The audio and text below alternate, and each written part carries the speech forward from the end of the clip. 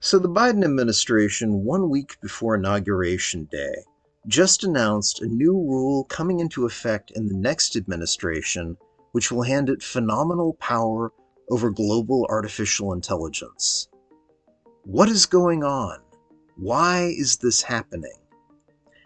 Enter the interim final rule on artificial intelligence diffusion. Short version, AI is moving incredibly fast, far faster than anticipated. The administration is convinced that winning this race instead of China or Russia is critical to our survival, and they are leveraging our control over AI chips to ensure that we do so. Leaders of AI companies like Sam Altman and Dario Amodei have anticipated the emergence of incredibly powerful artificial intelligence in just a few years. Altman has stated that he expects AGI, Artificial General Intelligence, or AI capable of learning to handle most tasks as well as normal humans, during the next administration, in other words, by 2029 or earlier. Altman has also said we could have artificial superintelligence, a superintelligent AI capable of doing most tasks better than any human on Earth within 9 years or less. Once AI is this powerful, it will accelerate all of our medical, technological, and scientific progress far beyond anything possible today.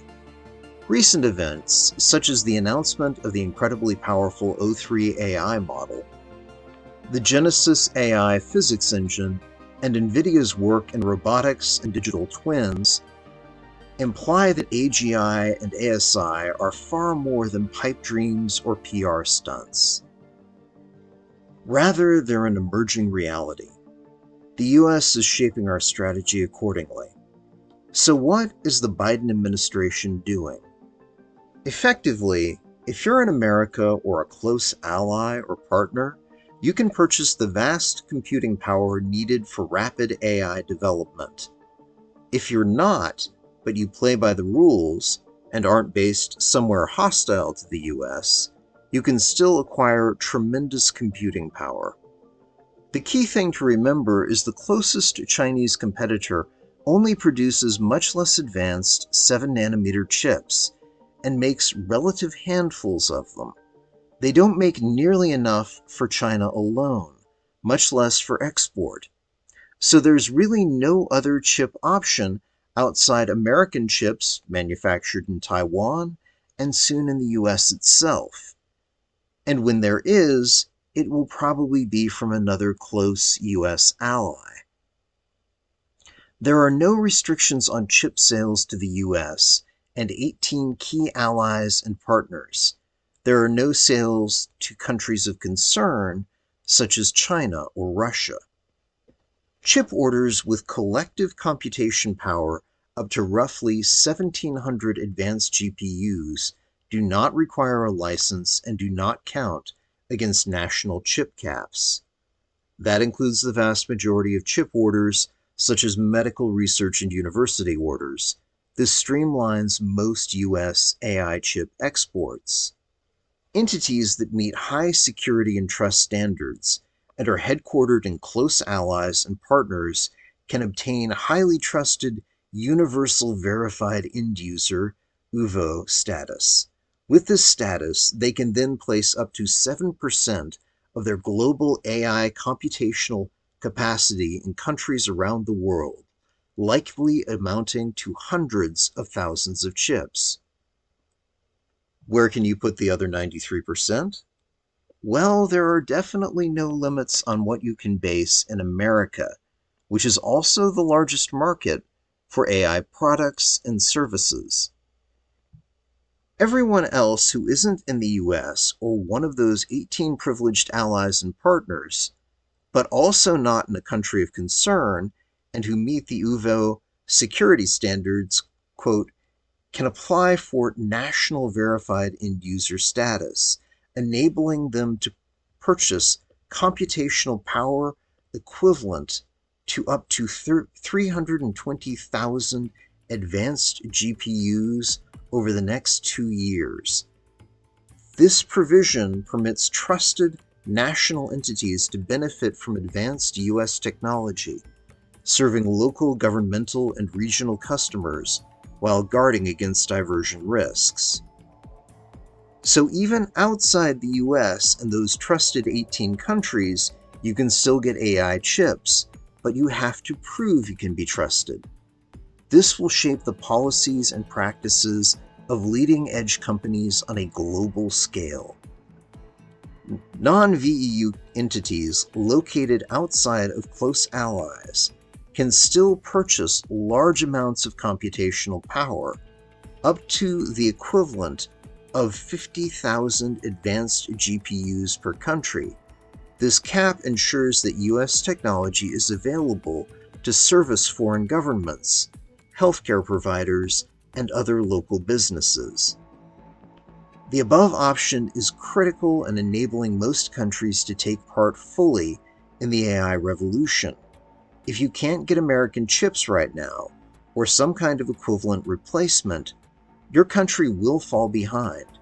AI is simply moving that fast.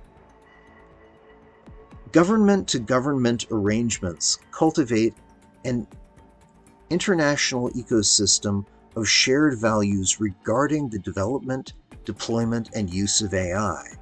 Governments that sign these arrangements, which align those nations' export control, clean energy, and technology security efforts with the United States, can double their chip caps up to 100,000 of today's advanced GPUs.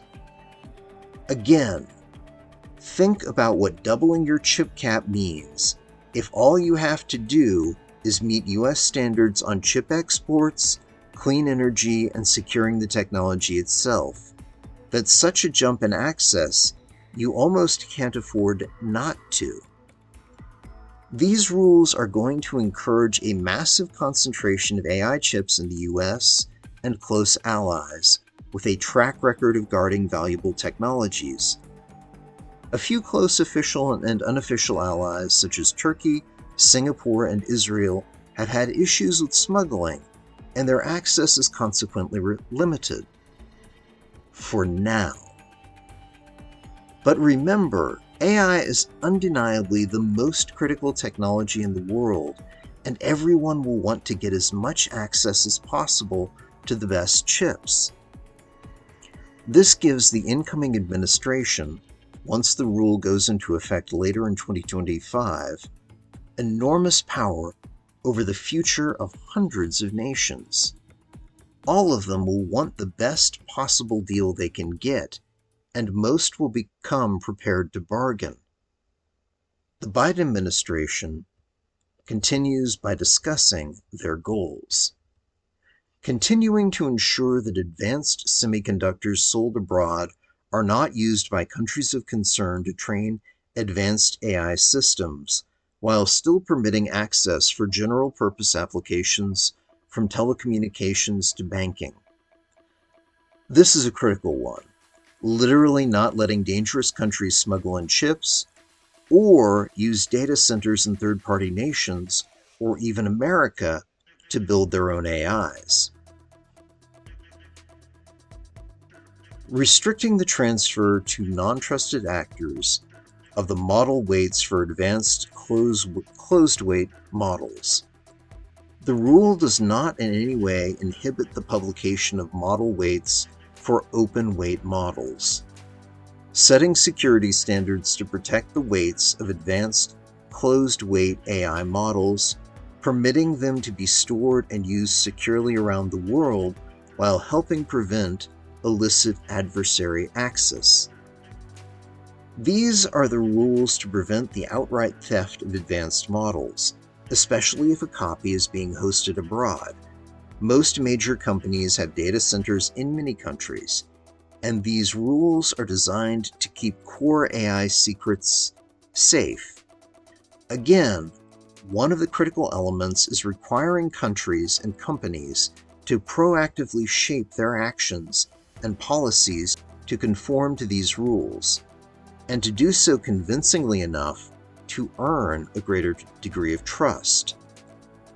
Essentially, if you want access, you'll need to play by America's rules. And if you want chips at the largest scale, you'll not only want favored status, you'll really want to build somewhere with unlimited access and the infrastructure and financing to establish those giant data centers, which probably means America.